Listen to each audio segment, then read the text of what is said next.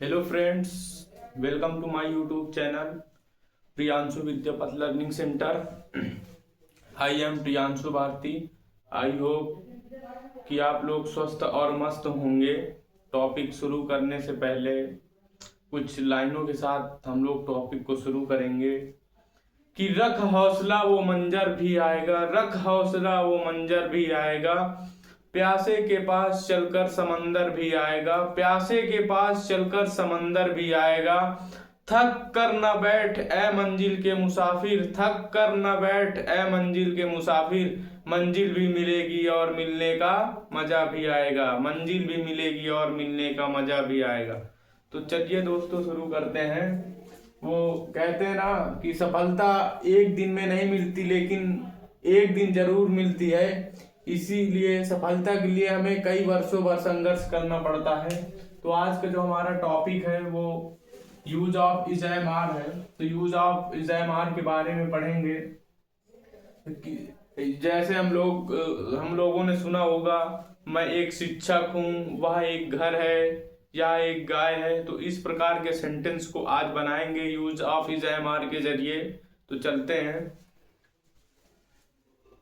Is को हिंदी में हम लोग बोलते हैं है। एम की हिंदी होती है हूं, और आर की हिंदी होती है या हो। बस दोस्तों, आपको बस इतना ध्यान रखना है।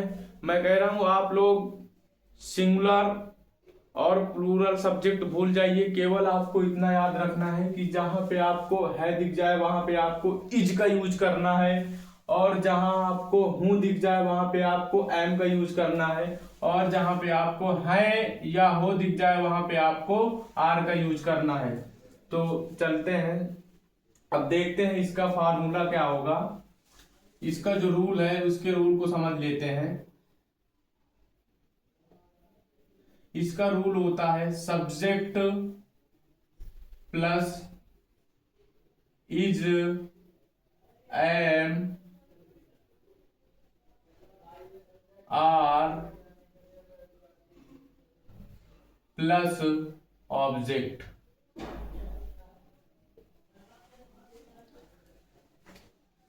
तो ये अपना रूल है।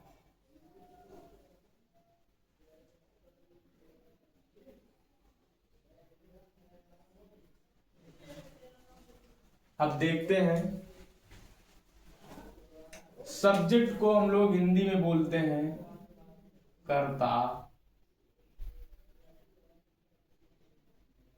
और ऑब्जेक्ट की हिंदी होती है कर्म। अब देखते हैं सब्जेक्ट। सब्जेक्ट हमारा क्या होता है? सब्जेक्ट कार्य करने वाले को कर्ता कहते हैं। मेन हमारा जो कार्य करने वाला व्यक्ति होता है वो हमारा कर्ता है, उसको हम लोग कर्ता के रूप में लिखेंगे, जिसको इंग्लिश में बोलते हैं सब्जेक्ट। और कर्म, कर्म क्या होता है? कर्म हमारा, देखते हैं, कर्म को हम लोग क्या, कैसा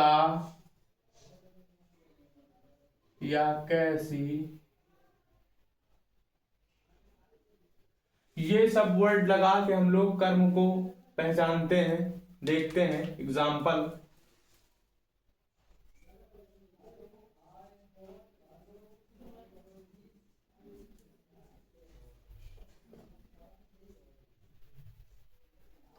वह एक विद्यालय है। तो दोस्तों ये हमारा सेंटेंस हो गया। अब इसको हम लोग ट्रांसलेट करते हैं। तो रूल के अकॉर्डिंग रूल देखते हैं। रूल में हमारा सबसे पहला सब्जेक्ट, हमारा सब्जेक्ट इसमें क्या है? वाह। तो वाह को इंग्लिश में बोलते हैं ही। उसके बाद हमने आपको बताया था कि जहां पे आपको है दिख जाए वहां पे आपको इज का यूज करना है। तो लास्ट में हम सबसे पहले देखेंगे, यहाँ पे है तो यहाँ पे हम लोग इज लगा देंगे प्रेम पूर्वक।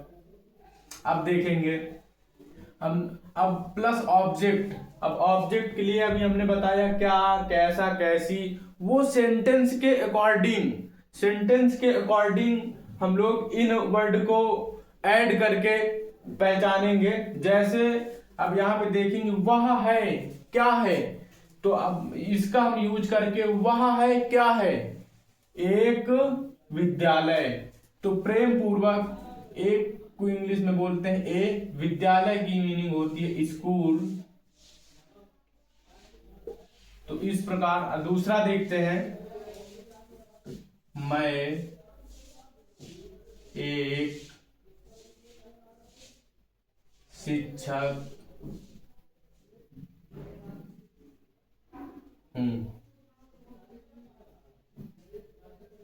देखते हैं दोस्तों, आपको सिंगुलर और प्लूरल पे ध्यान नहीं देना है, केवल आपको लास्ट में देखना है। यहाँ पे देख लो हूं है, हूं तो जाहिर सी बात है कि एम का यूज होगा।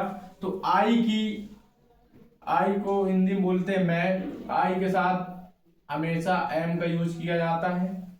मैं हूं क्या, एक शिक्षक, तो ए टीचर। एकदम आसान है, बस आपको करना है।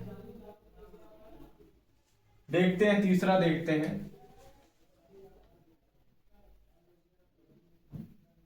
वे लोग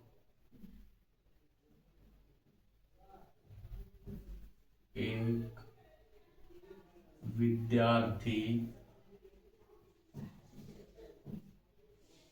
हैं।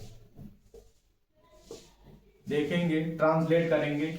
वे लोग एक विद्यार्थी हैं, तो हमेशा याद रखना वे या वे लोग की मीनिंग आपको कहीं पे भी वे या वे लोग दिख जाए तो उसकी मीनिंग हम ओनली जो है दे लिखते हैं।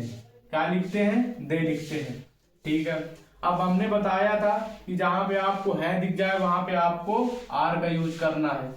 तो अब देखेंगे वे लोग हैं क्या, एक विद्यार्थी। वे लोग हैं क्या, एक विद्यार्थी। तो एक की हो जाएगी ए, विद्यार्थी की हो जाएगी स्टूडेंट।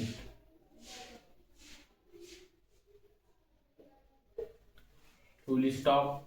बस, तो सभी दोस्तों को जय हिंद। मिलते हैं नेक्स्ट वीडियो में निगेटिव सेंटेंस के साथ।